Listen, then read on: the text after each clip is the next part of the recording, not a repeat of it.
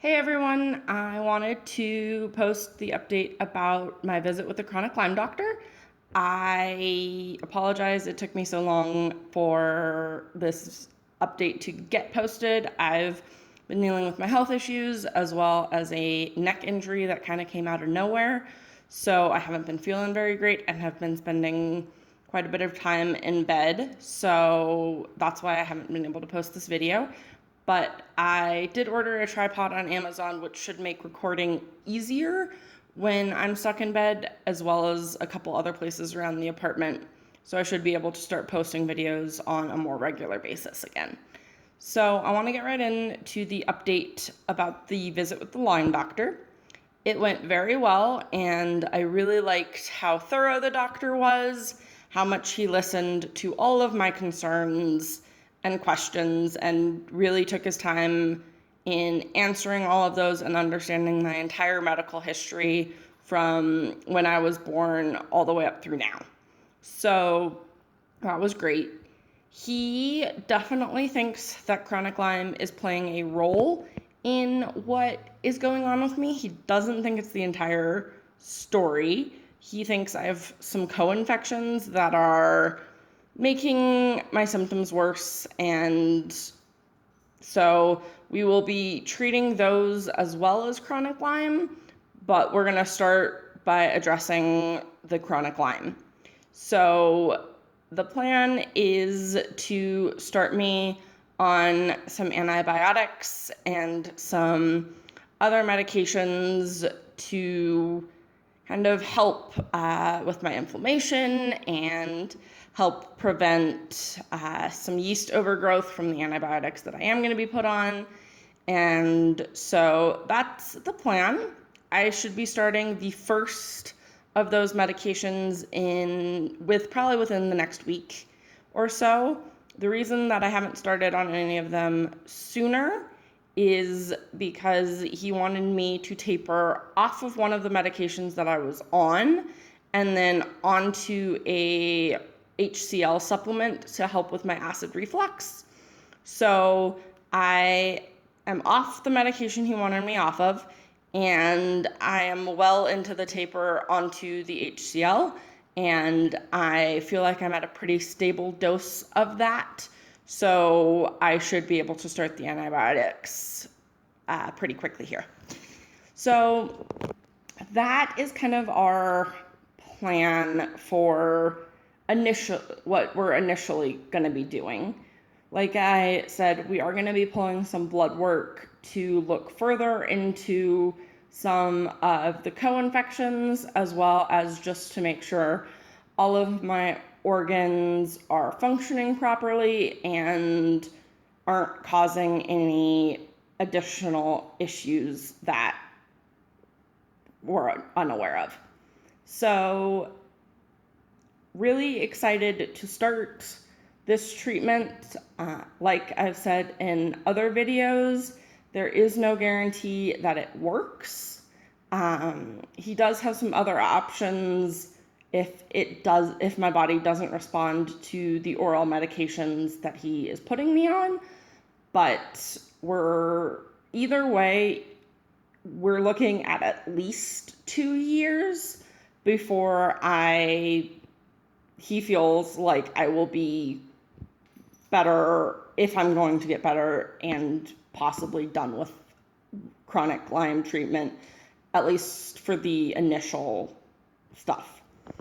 So I'm excited to start this treatment. I'm hopeful that I will at least get some symptom relief from it, but again, there is no guarantee, and so me and Jean are aware of that, and we're just going to take it one day, one step, one medication at a time, and hopefully the best will happen.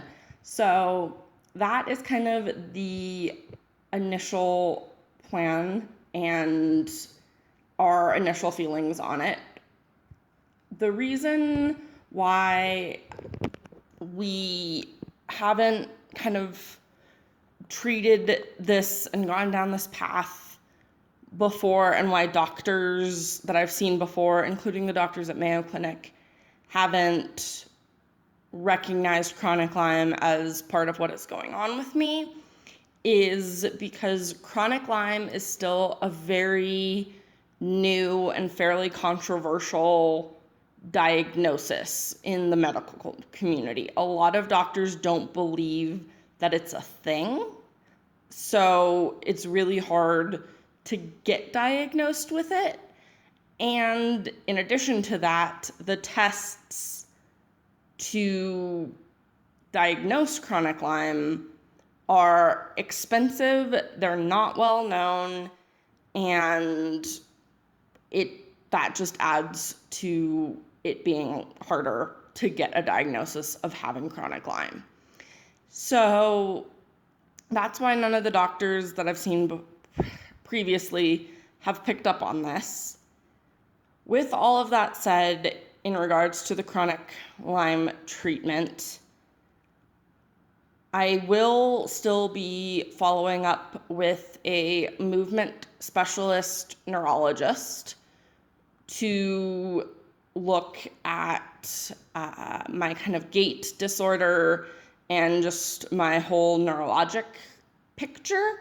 So we are still going down other paths simultaneously with the chronic Lyme and co-infection path, just to make sure that we are covering all our bases and that I am getting the best care and information possible. So lastly, in regards to my chronic Lyme treatment, I have started a new diet. It is fairly consistent with an antihistamine or a low histamine diet because my histamine response, a lot of doctors kind of agree, is making my case worse. And with the medications that I'm going to be starting, yeast overgrowth is a concern, especially since I've had issues with yeast overgrowth while being on oral antibiotics before. So we want a low histamine diet, but also a diet that kind of is a anti-yeast overgrowth diet. It makes yeast harder to grow in my gut. So still gluten-free, obviously that hasn't changed for quite a while. And I'm also now doing no dairy and no sugar. So that has been quite an adjustment. If you look at labels, there's sugar or added sugar in everything. So we are still working on getting that diet down precisely, but definitely working with both my new doctor as well as my nutritionalist to make sure that I'm following what I need to for my gastroparesis, as well as the antihistamine and anti-yeast overgrowth diet restrictions.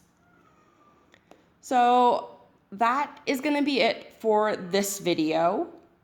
I will probably be posting a update video once I've on some of or all of the medications that my chronic Lyme doctor wants me on, to kind of let you guys know how that's going. And I will also be posting videos of Apollo's training that I haven't been able to really film because I haven't had a tripod. So it's made filming training with him very hard. But like I said, that tripod is in the mail. So I should be able to start posting those videos soon. Thank you guys again for coming on this journey with me and always being so interested in and supportive of everything that we're doing and I'm going through. And I'll be back at you guys next time. Bye!